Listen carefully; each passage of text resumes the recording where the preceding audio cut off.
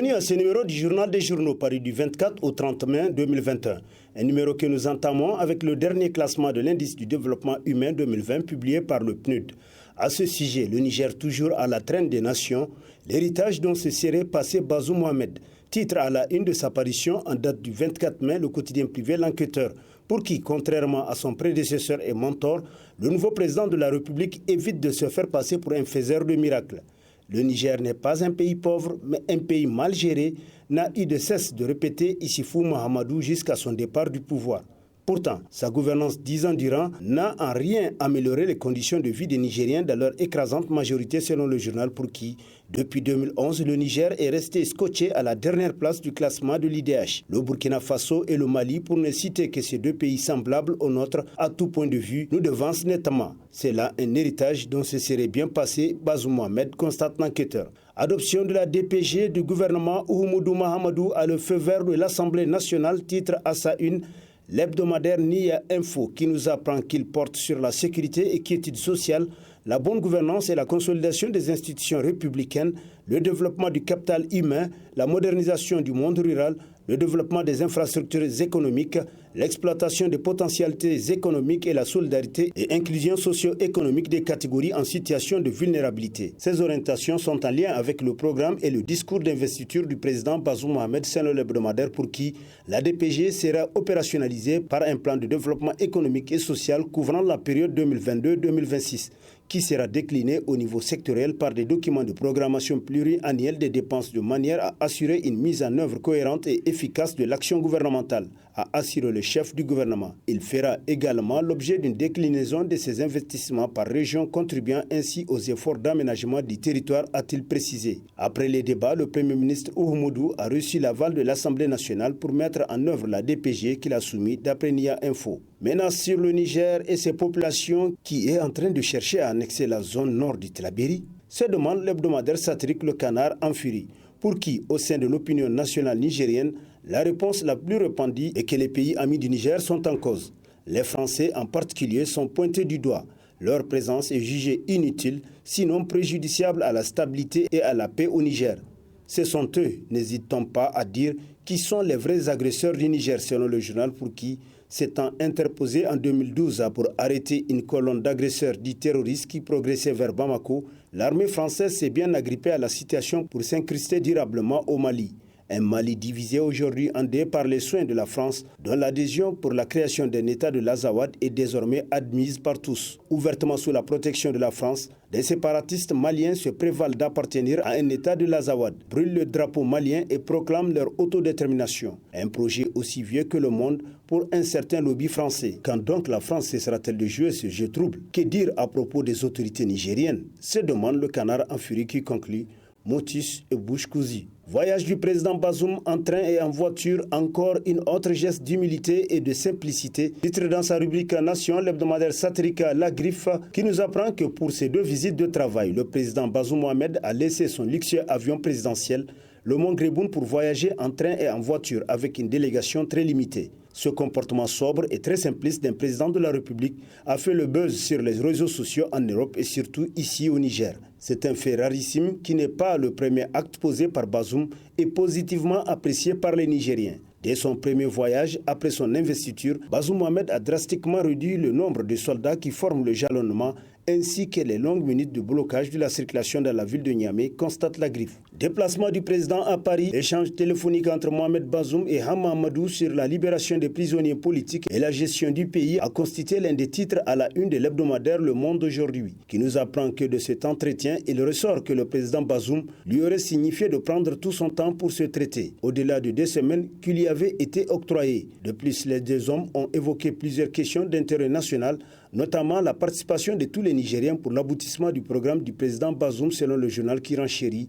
De se dire, Bazoum aurait fait comprendre à Hama Amadou qu'il aurait besoin de la participation de tous les Nigériens pour la construction du pays. En clair, comme il l'a fait dans son discours d'investiture, le président Mohamed Bazoum continue à tendre la main à tous les Nigériens pour oublier les joutes politiques et se mettre résolument au travail d'après l'hebdomadaire qui poursuit. Comme d'habitude, ce geste a été très mal interprété par certaines personnes malveillantes du PNDS Tarea. Ces gens ont vu par ce geste la volonté du président Mohamed Bazoum non seulement de libérer les détenus politiques, mais aussi de composer avec eux. Ces adeptes de l'exclusion politique se sentent certainement menacés au cas où le président Bazoum chercherait à composer avec les compétences puisées au sein des partis politiques de l'opposition. La reconnaissance la plus pérenne et efficace est celle qui repose sur des éléments d'appréciation tirés du travail réel de l'individu.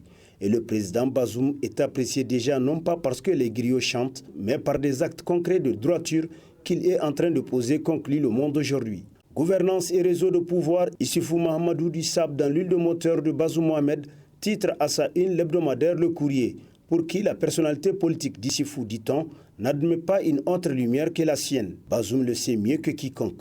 S'il a été assez élégant pour lui tresser des lauriers lors de son investiture, Bazoum sait toutefois que son prédécesseur ne supporte pas d'être relégué au second rang, d'après le journal pour qui les vieux réflexes ne meurent pas si vite. Ne s'oublie pas si vite lorsqu'on a été président de la République durant une décennie entière et qu'on a l'intention de ne pas s'éloigner de la gestion des affaires publiques.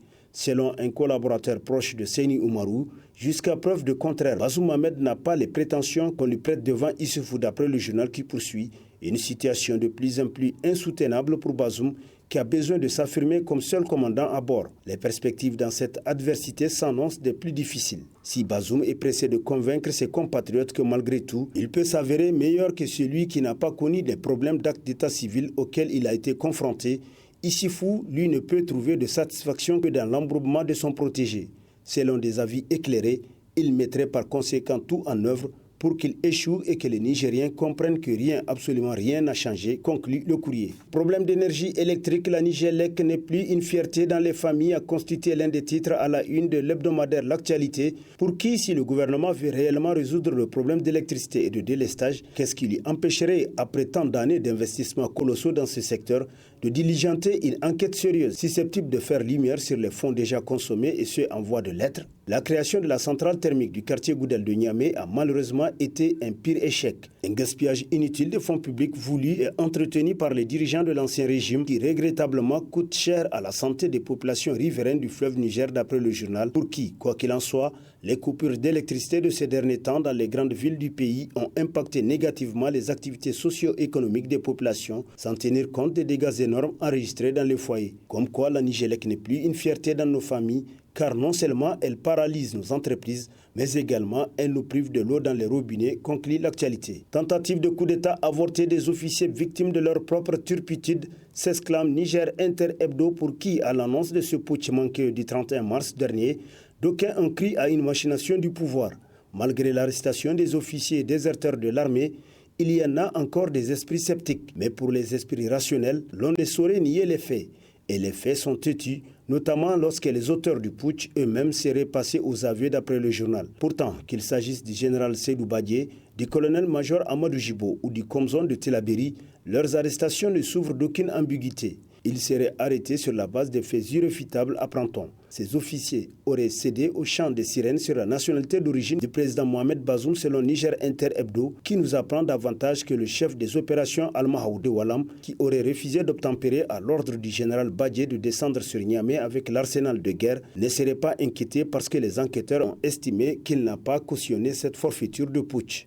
Enrichissement illicite Ibou Karadje ou le mouton de sacrifice, titre à sa une le bimensuel Écho du Monde, pour qui ils sont nombreux dans ce genre de situation dont le système au pouvoir a couvert et protégé, bien qu'on sache le mal qu'ils ont fait au trésor public. Ibou Karadje serait-il le mouton de sacrifice pour faire croire à l'opinion nationale et internationale qu'avec Bazoum, il n'est exempt d'être épinglé s'il arrivait à prendre dans l'argent public? Se demande le bimensuel qui poursuit.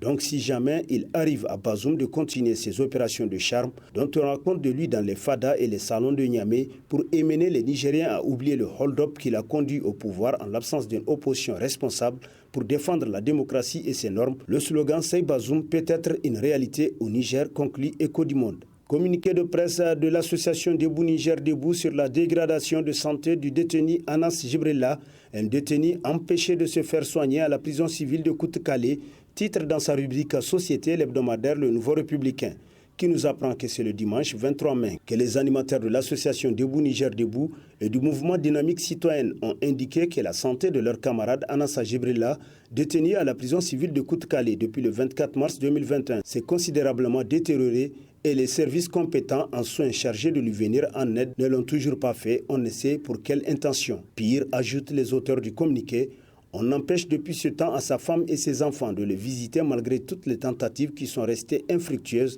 dans un pays qui se proclame respectueux des droits humains, constate le journal qui poursuit. Un détenu encore innocent pour les faits qui lui sont reprochés, car n'ayant pas été jugé par les juridictions compétentes et dont la santé reste à désirer, nécessite un regard compatissant des autorités de la 7e République afin que ce pauvre papa de Lawali et Zainabou, l'unique mari de Rahila, puisse accéder ne serait-ce qu'à leur nom, notamment aux soins essentiels dans les centres de santé appropriés. Et sur ce prend fin le présent numéro de la revue de presse. Prochain rendez-vous, plaise à Dieu dans une semaine avec toujours la même passion de vous servir. Bonne lecture et au revoir.